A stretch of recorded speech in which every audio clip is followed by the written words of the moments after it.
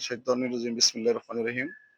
তো আমি মমতাময়ী মাকে ভালোবেসে সেই যে যখন তিনি অসুস্থ হয়ে গেছিলেন, সেই অসুস্থ সময় থেকে শুরু করে প্রতিনিয়ত আল্লাহর কাছে প্রার্থনা করতাম যে মমতাময়ী মাকে আল্লাহ যেন সুস্থ রাখেন এবং দেশ নায়ক তারেক রহমান যেন দেশে ফিরে এসে নির্বাচনে অংশগ্রহণ করতে পারেন। যার ধারাবাহিকতা আমার এই প্রার্থনা ছিল। তো একটা পর্যায়ে কুল্লু নাফসিন যায়িকাতুল মউত, প্রত্যেক যাদের প্রাণ সঞ্চার আছে তার মৃত্যুবরণ করতে হবে।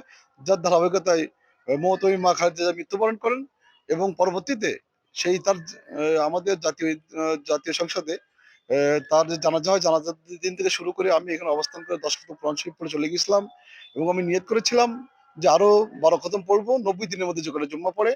তো যার ধারাবাহিকতা এখন এই রমজান মাসে শেষ হয়েছে। আমি আগামীকালকে ঈদের নামাজ পড়ে মহান আল্লাহর দরবারে দুহাত তুলে প্রার্থনা করব স্বাধীনতার মহান ঘোষক শহীদ প্রেসিডেন্ট জিয়াউর রহমান এবং মমতাময়ী মা বেগম খালেদা জিয়া এবং আরাফাত রহমান কোগো তাদের জন্য মহান আল্লাহ রাব্বুল আলামিন স্থায়ীভাবে জান্নাতের বাসিন্দা করে নেন এবং দেশবাসীর কাছে আহ্বান জানাবো তাদের জন্য দোয়া করার জন্য। এবং বর্তমান যে রাষ্ট্রপ্রধান শহীদ প্রেসিডেন্ট জিয়াউর রহমান এবং মমতাময়ী মা বেগম খালেদা জিয়ার একমাত্র কনিষ্ঠ সন্তান জনাব তারেক রহমান বাংলাদেশের দায়িত্ব বুঝে নিয়েছেন। সে তার প্রথম বক্তব্য ছিল, আমি এই দেশকে আমার বাবা ও মায়ের রেখে যাওয়া কাজ করতে চাই, দেশের দায়িত্ব যদি বুঝে পাই। তার দৃষ্টান্ত হিসাবে তিনি 1 মাসের ভিতরে 30 দিনের ভিতরে 28টা কর্মসূচি হাতে নিয়ে সেটা প্রমাণ করেছেন এই দেশ